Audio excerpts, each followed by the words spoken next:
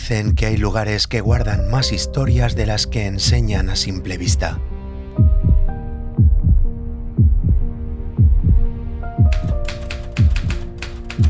¿Alguna vez te has preguntado qué hay detrás de las leyendas que sobreviven al paso del tiempo?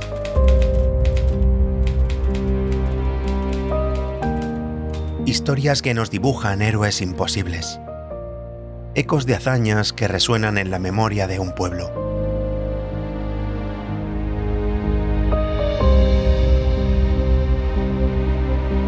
Estás en Cazadores de Leyendas, el podcast donde la historia y el misterio se dan la mano. Aquí exploramos relatos que han sobrevivido a los siglos, desenterrando verdades ocultas y desvelando secretos que se esconden tras los mitos de nuestra tierra.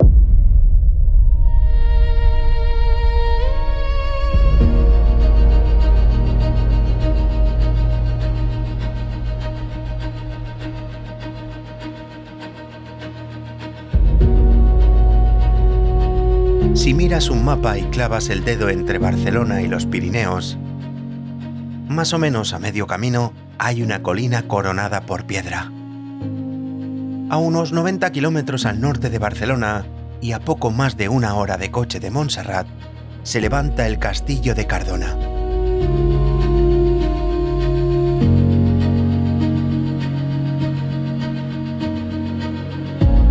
Un nudo de piedra que domina un valle de sal. Desde aquí arriba se ve toda la comarca del Bages. Carreteras, pueblos pequeños y al fondo la cicatriz blanca de la montaña de sal.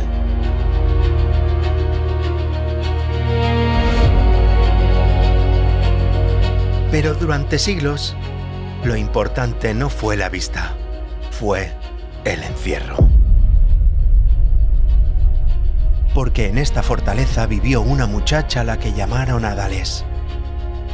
Y la encerraron en una torre por amar al hombre equivocado. Hoy entramos en el castillo de Cardona.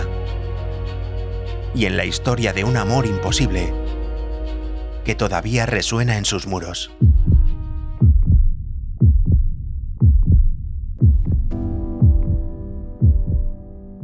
Bajando la vista desde las murallas, Cardona parece un pueblo pequeño encajado en un valle tranquilo.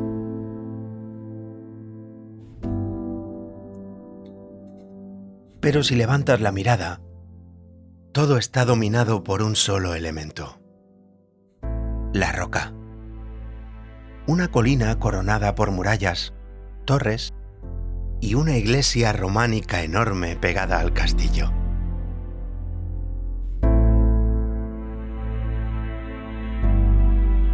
Durante siglos, aquí vivieron los señores de Cardona, los llamados Reyes de la Sal, porque controlaban la montaña blanca que brilla al fondo del valle.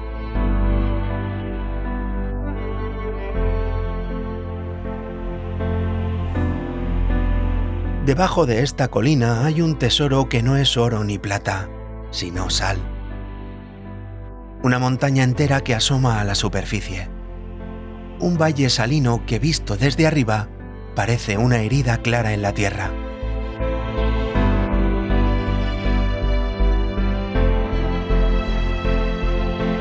Desde lo alto del castillo, la visión es perfecta. A un lado, la Vall Salina. Al otro, el río Cardener. Y alrededor, caminos que vienen de Barcelona, de los Pirineos y de las tierras que un día fueron el Al-Ándalus.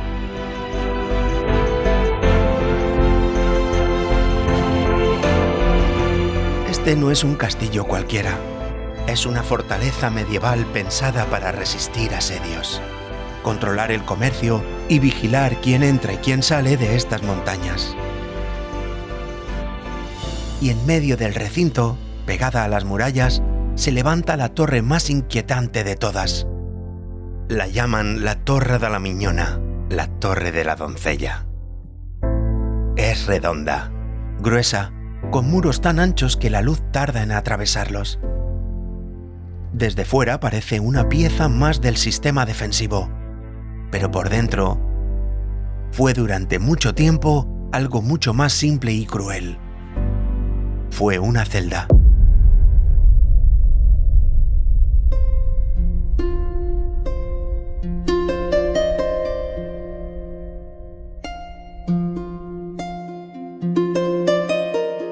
Hace muchos siglos, cuando estas murallas aún olían a cal recién puesta y a hierro, Cardona era algo más que un castillo bonito. Era una frontera. Al otro lado, hacia el sur y el oeste, empezaban tierras que durante años habían sido de Al-Ándalus.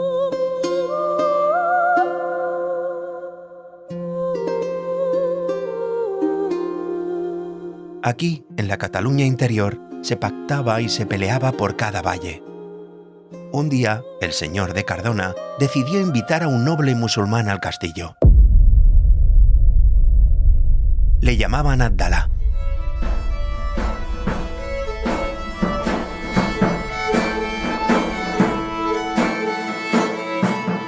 Algunos decían que venía como enemigo, otros como aliado. La sal de Cardona interesaba a todos y una tregua valía más que 100 espadas. El día de la recepción, el castillo estaba encendido.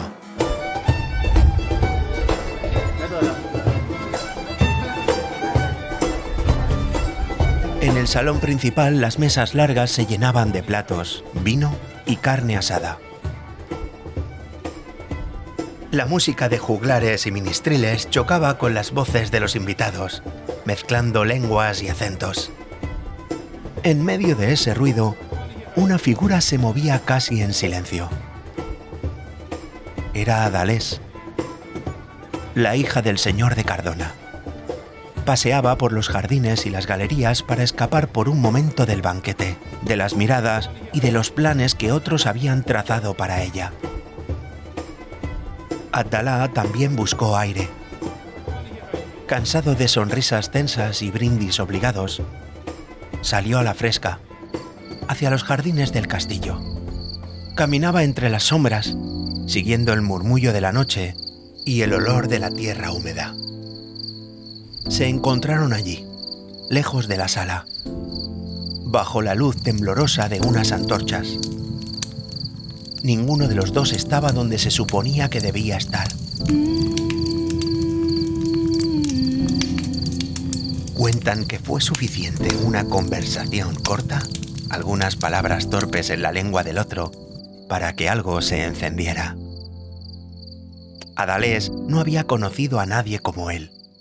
Culto, suave en el trato, más interesado en hablar que en presumir de espadas.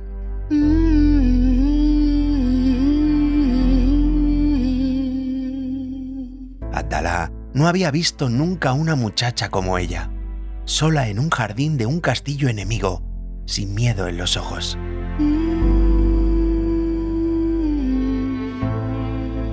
Esa noche se despidieron con cortesía, pero no fue la última vez que se vieron. Durante las semanas de tregua, Adalés y Abdalá esperaron a encontrarse a escondidas. Primero en los jardines, luego en corredores apartados, en un rincón de la muralla, desde donde se veía la montaña de sal brillando a la luz de la luna.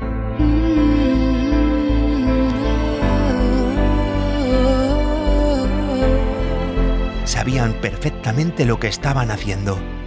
Ella, cristiana, hija de un linaje poderoso. Él, musulmán, representante de los que durante años habían sido el enemigo.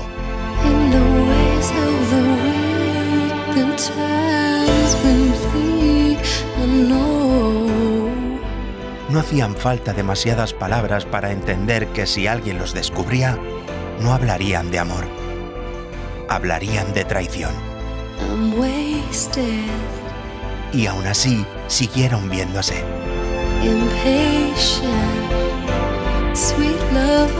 En un castillo construido para la guerra, dos personas decidieron jugar con la única cosa que no se podía negociar: a quien se ama.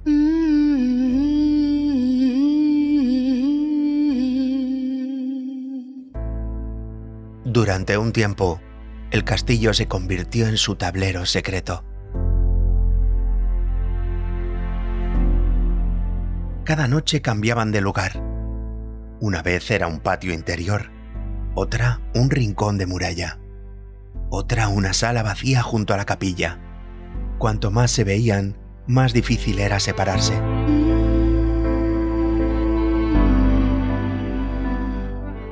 Y cuanto más se amaban, menos prudentes eran. En un castillo lleno de ojos y oídos, eso no podía durar.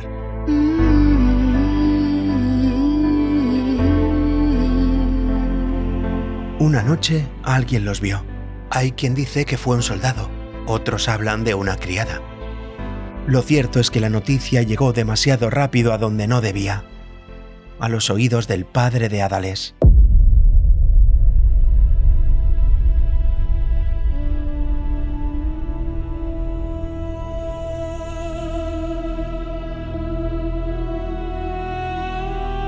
La reacción fue inmediata.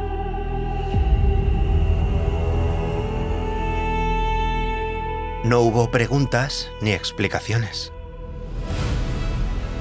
Solo hubo ira.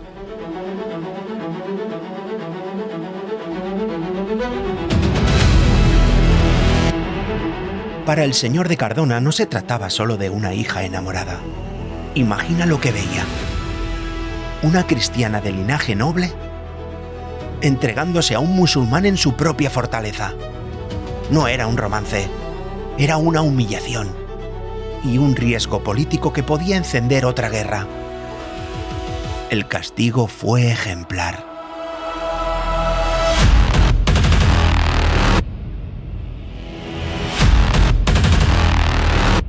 Adalés fue llevada a la torre redonda que domina el castillo.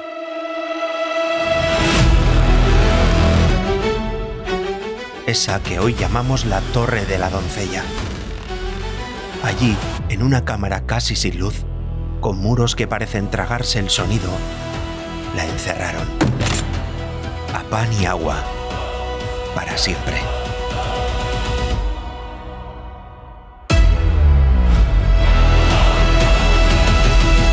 Imagina despertar cada día en esa celda, sin familia, sin noticias, sin una sola palabra de Abdalá. Cuentan que la única persona que se acercaba a ella era un sirviente que no veía y que no podía hablar.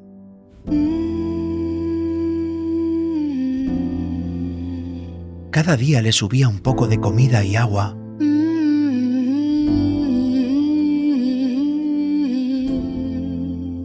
Y cada día se marchaba en silencio.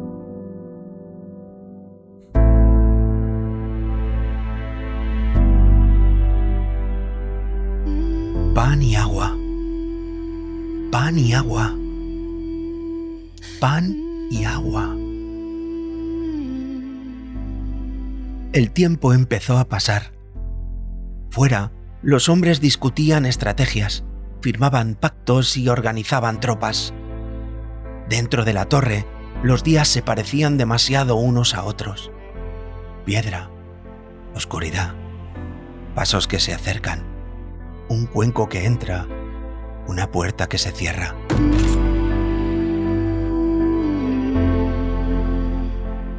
Dicen que estuvo años así, sin saber si Abdalá seguía vivo, sin saber si alguien la recordaba, solo con la certeza de que su amor había tenido un precio y que ella lo pagaba sola.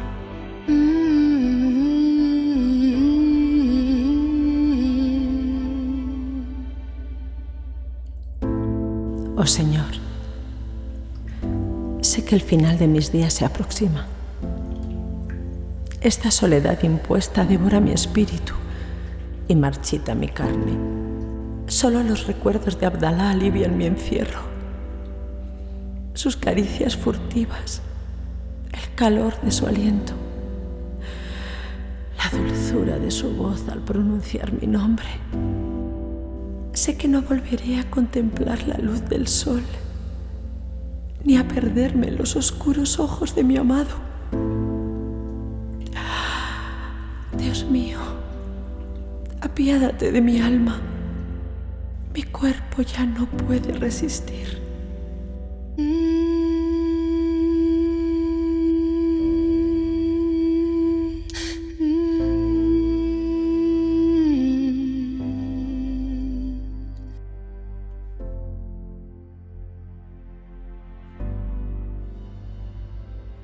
Cuentan que con los años, el propio señor de Cardona empezó a arrepentirse. Al principio justificaba el castigo hablando de honor, de fe y de política. Pero cada vez que miraba hacia la torre y recordaba a su hija encerrada ahí arriba, el orgullo pesaba un poco menos y la culpa un poco más. Cuando por fin accedió a perdonarla y ordenó abrir la puerta, ya era tarde.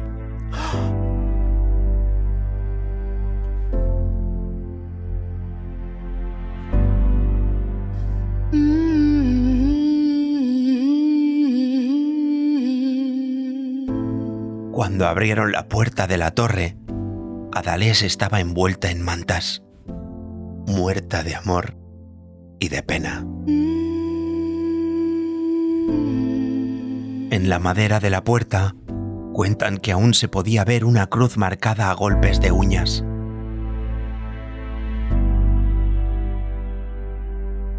Una señal muda de que por mucho que se hubiera enamorado de un hombre de otra fe, ella no renunció nunca a la suya.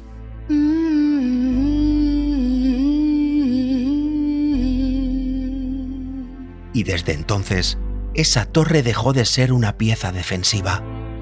Se convirtió en la torre de la doncella, la torre de la muchacha que murió encerrada por amar a quien no debía.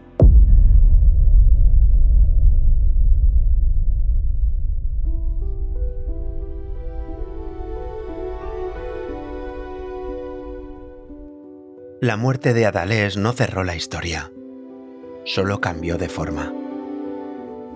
Fuera de la torre la vida siguió. Hubo guerras, treguas, nuevos señores y nuevos pactos. El castillo se reforzó, se modificaron murallas, se ampliaron estancias. La montaña de sal siguió dando riqueza a Cardona. Sobre el papel, todo volvía a la normalidad.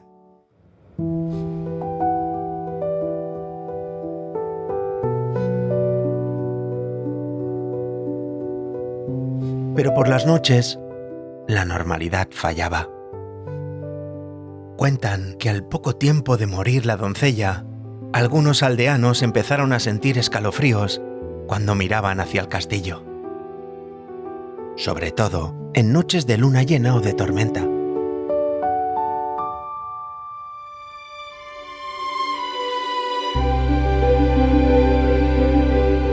A medianoche, cuando el pueblo se apagaba y solo quedaban encendidas algunas ventanas, había quien juraba ver una figura a caballo rodeando la colina. Un jinete oscuro, recortado contra el cielo, que subía y bajaba una y otra vez por el camino que une el castillo con la montaña de sal.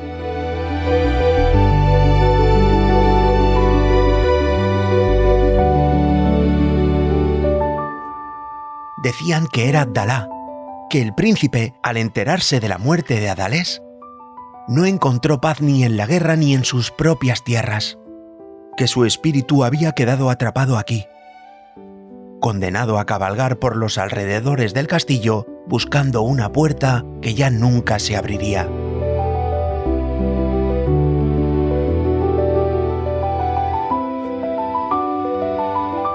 Desde abajo, la escena tenía algo de castigo y de promesa rota.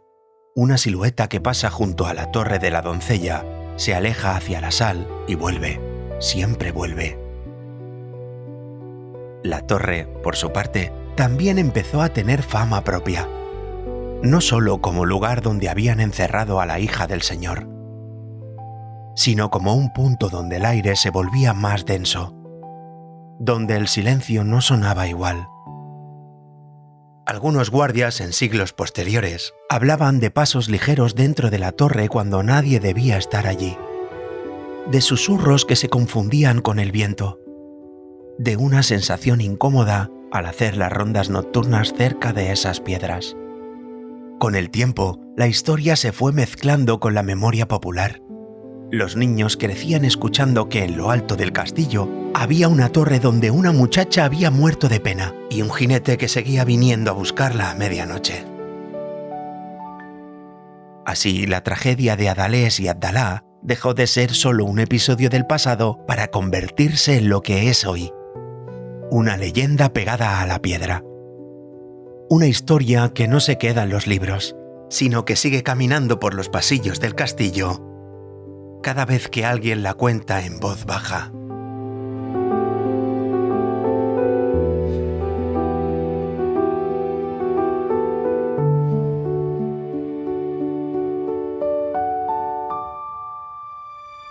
Hoy el castillo de Cardona ya no espera ejércitos en el horizonte.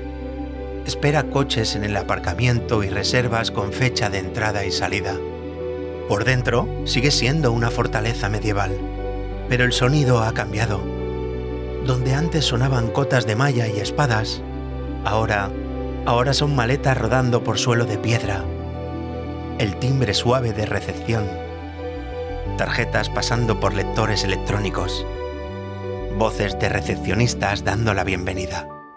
Las antiguas estancias nobles son hoy habitaciones de hotel. Los pasillos que conectaban zonas de servicio y dependencias militares son corredores silenciosos, con puertas numeradas y apliques de luz cálida en las paredes. Si miras bien, bajo la moqueta y los muebles, sigue estando la misma piedra que pisaron Adalés y Atalá. En la planta alta, cerca de la zona donde se alza la torre de la doncella, hay una habitación que se ha ganado fama propia, la 712.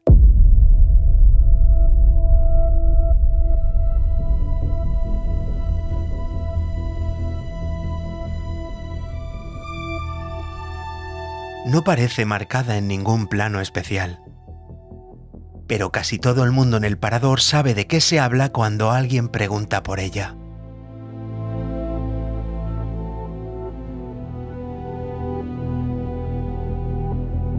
Durante años, algunos huéspedes han salido de esa habitación con historias parecidas. Noches de insomnio en las que se escuchaban muebles arrastrándose en la estancia de al lado, para descubrir después que no había nadie alojado allí.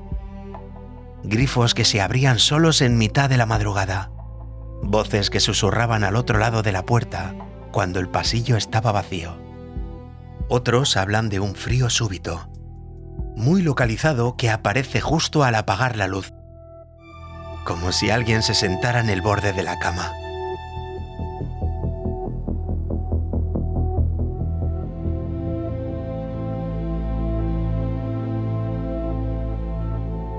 Hay quienes aseguran haber encontrado todas las sillas amontonadas en el centro de la habitación al despertar, o haber visto, en un rincón, la silueta de una mujer con ropas antiguas observando en silencio. El personal del parador también ha ido acumulando sus propios relatos. Algunos del servicio de limpieza prefieren no entrar a solas en la 712. Se dice que en más de una ocasión han escuchado agua correr en el baño sin que hubiera nadie registrado, o han sentido que alguien estaba dentro cuando el parte de recepción decía lo contrario. La dirección del hotel tomó una decisión peculiar. La habitación 712 no se asigna de forma automática. Permanece cerrada y solo se ofrece a quien la pide expresamente. Hace falta querer dormir allí. Oficialmente, todo puede explicarse.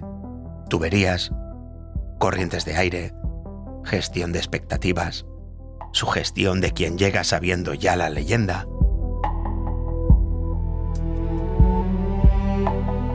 Pero cuando recuerdas que este hotel está construido sobre el mismo castillo donde una joven murió encerrada por amar a un hombre prohibido, es difícil no conectar los puntos. Hoy quienes se atreven a pasar una noche en la 712 lo hacen por curiosidad, por reto o por pura incredulidad. Entran, cierran la puerta, apagan la luz y se quedan como Adalés en su torre, escuchando en la oscuridad. Lo que oigan después, ruidos, nada, o solo su propia respiración acelerada, es cosa suya.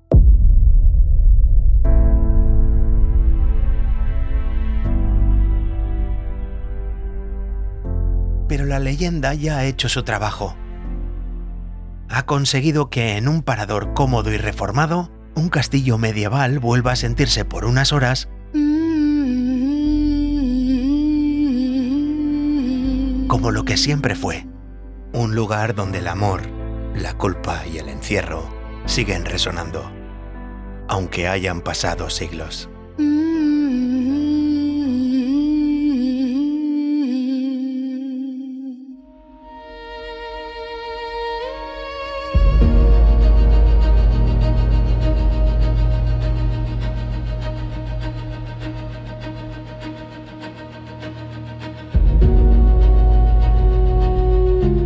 Cardona parece tranquila desde la carretera. Un pueblo más en el mapa. Solo cuando levantas la vista y sigues la línea de la colina hasta el castillo entiendes por qué este lugar pesa más que otros. Aquí se mezclan muchas capas. La riqueza de la sal, las guerras antiguas, la política de los señores, la culpa de un padre, el entierro de una hija, el amor que no encajaba en los planes de nadie. Y encima de todo eso, las historias que contamos después de intentar explicarlo. Puede que Adalés y Abdalá fueran personas reales, o puede que sean la forma que encontró este castillo de hablar de todos los amores que se sacrificaron en el nombre del honor y de la fe. Puede que en la habitación 712 no haya nada más que tuberías y sueño ligero. O puede que a veces la memoria necesite una puerta concreta para seguir entrando y saliendo. La próxima vez que veas un castillo en lo alto de una colina, acuérdate de Cardona. No pienses solo en murallas, banderas o vistas panorámicas. Piensa en las habitaciones cerradas, en las decisiones que se tomaron de puertas adentro, en las vidas que se doblaron para encajar en un mundo que no las quería rectas. Y si alguna noche decides dormir en un lugar como este, apaga la luz, quédate en silencio y escucha. Tal vez no oigas nada, o tal vez, muy lejos, en algún punto entre la piedra y la oscuridad, escuches todavía los pasos de una muchacha, subiendo a una torre que nunca debió ser suya. Y si alguna vez dormís en un castillo, pensad bien qué deseos le confiáis a la oscuridad. No todas las paredes saben guardar secretos.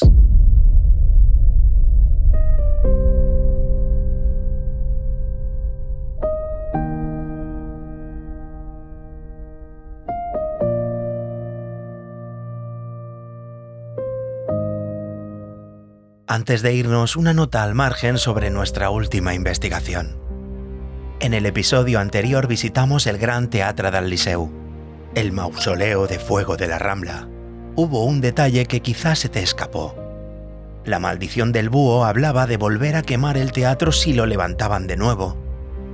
Y pasaron 133 años entre el primer gran incendio y el segundo. Si aún no has escuchado esa historia, la tienes en nuestro archivo. Para no perderte estos detalles y recibir el aviso de la próxima leyenda, dale ahora mismo al botón seguir o a la campanita en tu aplicación. Es la única forma de que el misterio venga a ti. Agradecer la colaboración de la actriz de voz Núria Fersán, dándole vida a nuestra protagonista Adalés. Recordad que una leyenda es un relato basado en un hecho o un personaje real, deformado o magnificado por la fantasía o la admiración. Muy pronto volveremos para desenterrar un nuevo secreto de nuestra tierra. Podéis dejarnos vuestros comentarios y visitarnos en cazadoresdeleyendas.es.